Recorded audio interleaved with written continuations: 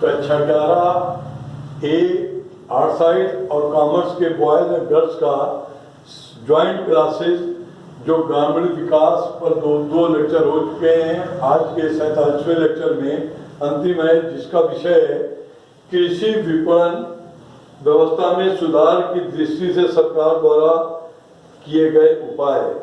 Government measurement to improve the system of the marketing of agriculture product. इसके अंतर्गत कृषि विपणन में सुधार की दृष्टि से सरकार द्वारा जो भी उपाय किए गए उनमें नियंत्रित मंडियों की स्थापना, संग्रहालय के लिए गोदामों का निर्माण, श्रेणी विभाजन की व्यवस्था, प्रमाणिक बाटों का प्रचलन, कृषि उपज के मूल्यों का आकाशवाणी से प्रतिदिन प्रसारण, यातायात सुविधाओं का विस्तार तथा कृषि उपज के मूल्यों में स्थिरता के प्रयास उल्लेखनीय है। अब पॉइंट नंबर 1 नियमित। पॉइंट नंबर 1 के अंतर्गत आपको बता रहे हैं नियमित मंडियों की स्थापना। बहुत नियमित मंडियों की स्थापना के अंतर्गत सरकार ने कृषि बिक्री व्यवस्था में सुधार के लिए जो भी सबसे महत्वपूर्ण कार्य किया वह नियमित मंडियों की स्थापना। नियमित बाजारों की स्थापना का उद्देश्य कृषि पदार्थों की बिक्री को नियमित करना और कुशल बनाना है, जिससे बाजारों में प्रचलित अनुचित रीतियां समाप्त हो जाएं। इन बाजारों का प्रबंध बाजार समितियों की देखरेख में होता है, जिनमें उत्पादकों, व्यापारियों व स्थानीय समस्याओं के प्रतिनिधि होते हैं, स्थानीय संस्थाओं के प्रतिनिधि होते हैं। इन बाजारों का मुख्य लक्ष्य बाजारी कटौतियों का कम करना और किसानों का उचित मूल्य का विश्वास दिलाना है। अब देखिए कृषि व्यवस्था सुधार के अंतर्गत दूसरा पॉइंट है श्रेणी विभाजन एवं मानकीकरण। इसके अंतर्गत आप देखेंगे कि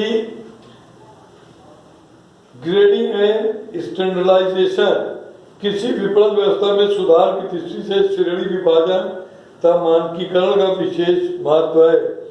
ऐसा होने पर नमूना दिखाकर माल की बिक्री आवश्यक नहीं रह जाती। श्रेणी विभाजन के महत्व को स्वीकार करते हुए सरकार ने 1937 में कृषि उत्पादन श्रेणी विभाजन एवं अंकन कानून पास किया गया, जिसके द्वारा विपणन का निरीक्षण निदेशालय को अधिकार दिया गया कि वह स्वीकृत मानकों के अनुसार श्रेणी विभाजन तथा अंकन करने की अनुमति किसी भी संस्था को दे सकता है। अब आप देखें इसके बाद में पॉइंट आता है आपका गोदामों की सुविधाएं। इसके अंतर्गत देखिए गोदामों की सुविधाओं के अंतर्गत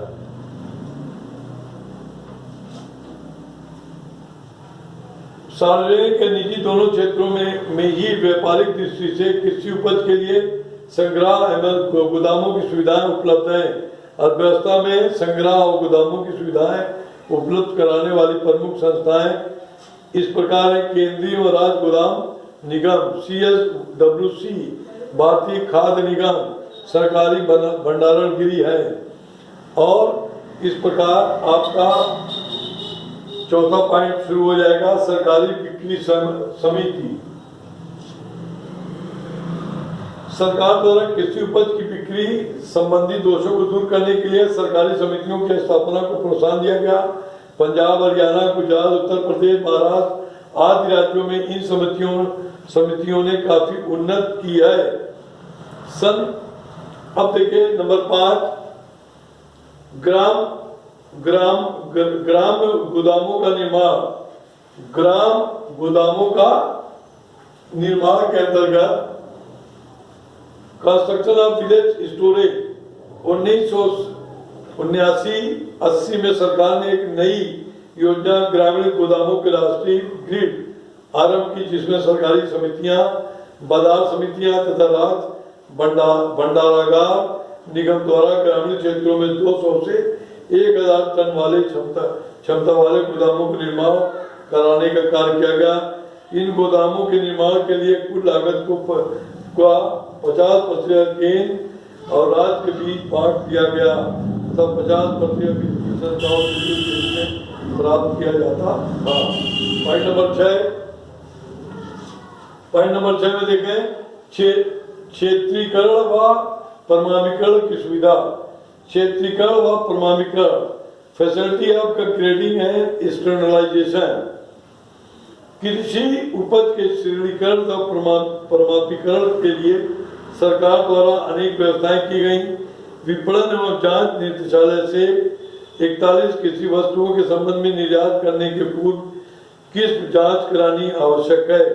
आंतरिक उपभोग के लिए एक मार्ग के अंतर्गत महत्वपूर्ण वस्तुओं का श्रेणीकरण किया गया। अब उसके बाद पॉइंट नंबर 7, मानक बाट और नाप तौल की अनिवार्यता। मानक बाट और माप तौल की अनिवार्यता। Use of standard wait.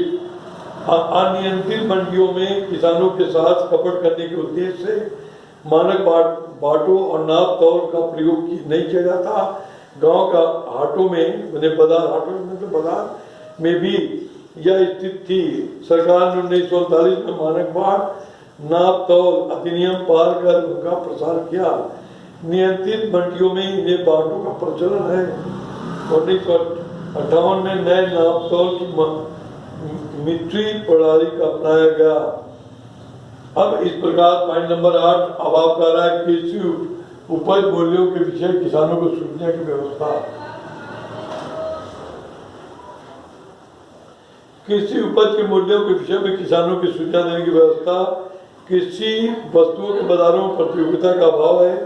इसके अनेक कारणों में एक महत्वपूर्ण कारण यह है कि किसानों को विभिन्न बाजारों में प्रचलित मूल्यों और मांग एवं पूर्ति की दिशाओं के विषय में प्राय सूचना नहीं होती। ऐसी स्थिति में आढ़तिये उन्हें जो भी मूल्य देते हैं उसे वे स्वीकार कर लेते हैं कि कृषि उपज की विपणन।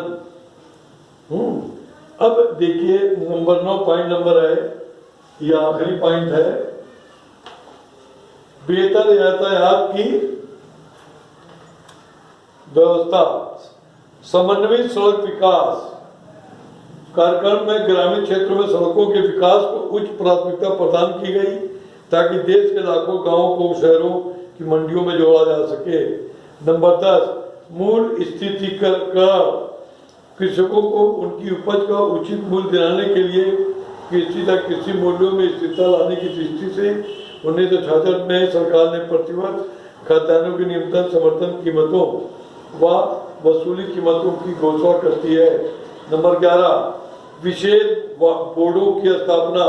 भारत सरकार ने रबड़, कॉफी, चाय, तंबाकू, गर्म मसाले, नारियल, तिलहन और वनस्पति तेल आदि के बारे में विशेष वस्तु बोर्ड स्थापित किए गए। हाल ही के वर्षों में राष्ट्रीय दुग्धशाला विकास बोर्ड ने न केवल ऑपरेशन फ्लड में सहायता दी बल्कि यह तेल और कृषि वस्तुओं के विक्रय का भी कार्य कर रहा है।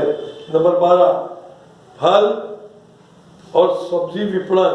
भारत में कृषि विपणन सुधार के अंतर्गत ज्यादातर खाद्यान्नों पर ध्यान दिया गया तथा फलों और सब्जियों के विपणन की अनदेखी की गई। इसके परिणाम स्वरूप फलों सब्जियों के बाजारों में बहुत से मध्यस्थ काम कर रहे हैं, जिसके कारण उपभोक्ता द्वारा दी गई कीमत और उत्पादक को मिलने वाली कीमत में भारी अंतर है। 1988 में किए गए सर्वेक्षण के अनुसार 5 लाख से अधिक जनसंख्या वाले 48 शहरों में 102 फल और सब्जी बाजार थे, जिनमें केवल 54 बाजार ही नियमित थे। फलों के 65 थोक बाजार और सब्जियों के 81 थोक बाजार थे। औसतन 6.96 लाख लोगों के लिए फल और सब्जी का थोक बाजार है। आर्थिक समीक्षा 1988-89 के अनुसार बाजारों में फलों और सब्जियों का बाजार मांग और पूर्ति की शक्तियों द्वारा निर्धारित होता है। नियमित समिति की संबंध में कोई भूमिका नहीं है। इससे स्पष्ट है कि कृषि विपणन, फल और सब्जी विपणन क्षेत्र एक ऐसा क्षेत्र है जिस पर सरकार को अधिक ध्यान देने की जरूरत है। इस बात को ध्यान में रखते हुए नवी पंचवर्षीय योजना में उत्तर पूर्वी राज्यों में फलों और सब्जियों के एकीकृत विकास के लिए केंद्रीय योजना की शुरुआत की गई, जिसमें 10वीं पंचवर्षीय योजना में हिमाचल प्रदेश में शुरू किया गया। जनवरी 2006 में नागालैंड में सेंट्रल इंस्टीट्यूट ऑफ हॉर्टिकल्चर की स्थापना के लिए 20 करोड़ रुपए की राशि स्वीकृत की गई।